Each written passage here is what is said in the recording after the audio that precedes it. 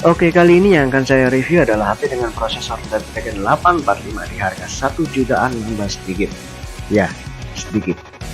Inilah Sharp Aquos R2.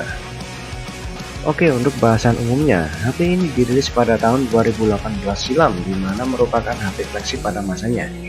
Untuk di masa ini sepertinya masih bisa dibilang flagship sih. Oke, sensasi saat pertama kali menggenggam HP ini adalah nyaman, di mana bentuk HP-nya sendiri tidak terlalu tebal dan juga tidak terlalu tipis menurut saya. Cukup nyaman untuk digenggam dan digunakan dalam jangka waktu yang lama. Untuk desain dari HP ini sendiri cukup unik, di mana bagian depan memiliki layar waterproof dan di bagian bawah layar terdapat fingerprint. Desainnya cukup unik, di mana saat ini kebanyakan HP dengan sensor fingerprintnya berada di bagian belakang. Di bagian samping kanan terdapat tombol volume dan tombol power. Di bagian kiri terdapat slot single SIM card dan slot micro SD. Di bagian atasnya terdapat jack audio dan mikrofon. Di bagian belakang di mana ada flash kamera yang bisa digunakan sebagai sensor juga, dan juga terdapat setup dua kamera di mana ada kamera utamanya dan kamera AI kalau nggak salah. Dan di bagian bawahnya terdapat speaker, mikrofon, dan slot USB Type-C. Oke, lanjut ke harganya.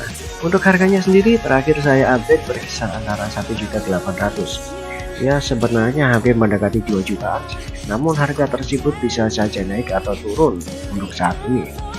Dan jika kalian tertarik untuk membelinya, saya sertakan link pembelian di deskripsi.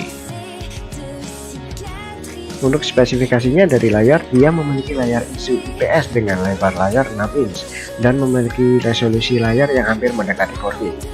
Salah satu keunggulan dari layar Sharp ini adalah dia masih responsif meskipun tangan kita dalam kondisi basah maupun layar yang terkena cipratan air.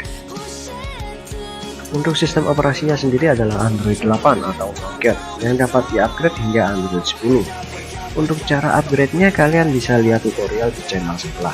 Sudah cukup banyak tutorialnya. Oke, lanjut ke bagian chipset. Seperti yang kalian tahu, Sharp Aquos R2 sendiri memiliki keunggulan di chipsetnya yaitu Snapdragon 845. Main game sekelas Genshin Impact masih kuat. Untuk tes videonya harap menunggu. Oke, sekarang lanjut ke penyimpanan. HP ini memiliki penyimpanan sebesar 64 GB yang sudah terpakai oleh sistem sebesar 12 GB. Itu termasuk aplikasi bawaan AU yang ada di sana. Serta HP ini memiliki RAM sebesar 4 GB, di mana saya rasa ini sudah pas digunakan untuk hanya sekedar main games maupun sebatas sosial media saja. Oke, lanjut ke kamera. Bagian kamera belakang dibekali dengan dua kamera 22 megapiksel untuk kamera utamanya. Untuk bagian kamera depannya terdapat 16 megapiksel. HP ini dibekali dengan baterai sebesar 3000 mAh yang bisa dibilang pas-pasan lah. Untuk penggunaan game Genshin Impact yang gila-gilaan ala saya, sehari bisa ngecas sampai 4 kali. Ya, game ini sangat menguras baterai. Namun jika digunakan untuk sosial media, sehari bisa ngecas sampai 2 kali saja. Ya, setidaknya kalian harus siaga powerbank atau charger jika kalian menggunakan HP ini untuk daily driver.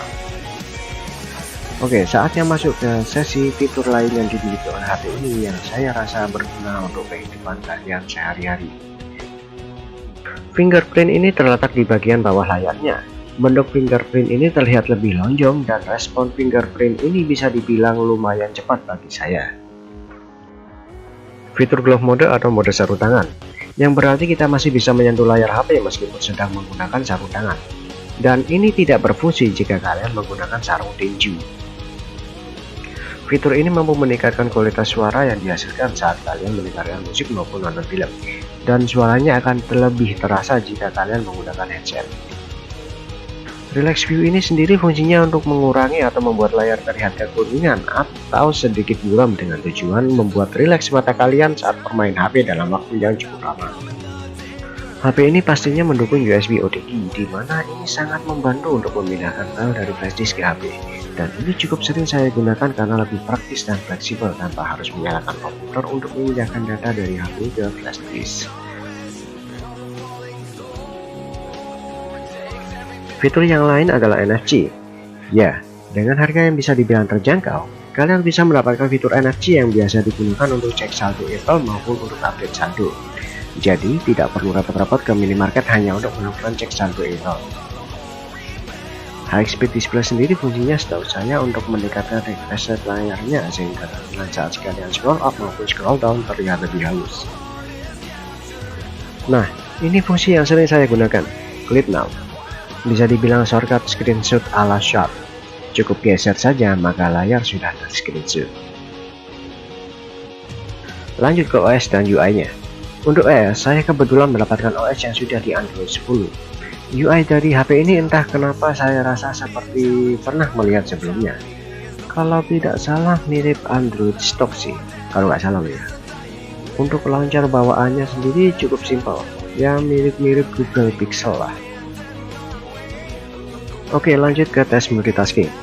Seperti yang kalian ketahui, Snapdragon 845 sendiri adalah chipset flagship pada masanya, di mana kemampuan multitaskingnya sendiri tidak usah diragukan. Berpindah dari satu aplikasi ke aplikasi lain cukup cepat dan tidak memakan waktu yang lama untuk mengulang aplikasinya. Oke, lanjut ke tes gaming. Game yang saya mainkan yaitu Honkai Impact dan Genshin Impact saja, karena game itu yang saya rasa berat buat HP ini. Oke, dari Honkai Impact sendiri cukup lancar. Saya bisa mendapatkan settingan high semua di 60 fps kecuali Shadow di settingan low. Dan untuk damage covernya saya matikan. Untuk gameplay sendiri cukup lancar saat kondisi ramai musuh maupun penuh dengan efek dari Valkyrie-nya. Selama bermain, saya cukup puas dengan seluruh efek yang dihasilkan dari game ini tanpa adanya drop FPS yang cukup parah. Ya paling cuma pas ulti HOR aja sih yang masih ada frame skip. Untuk Genshin sendiri saya mendapatkan settingan campuran dengan shadow dan motion blur yang saya off-kan dan FPS yang saya atur ke 30 fps.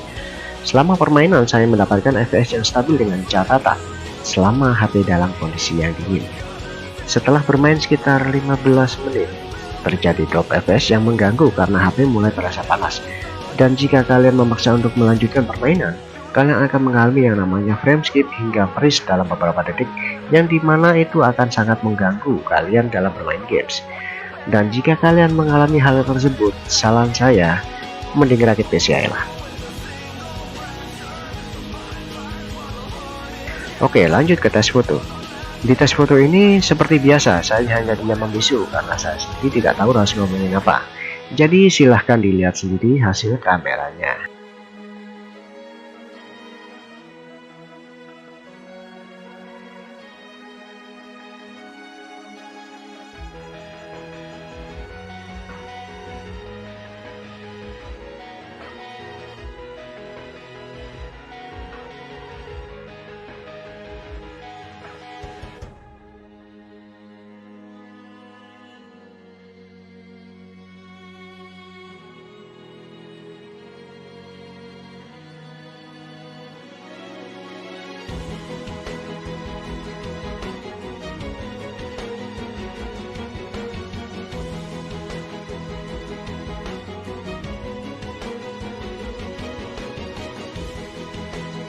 Oke, sebelum video ini berakhir, seperti biasa saya akan memberikan kelebihan serta kekurangan dari HP ini selama pemakaian ala saya.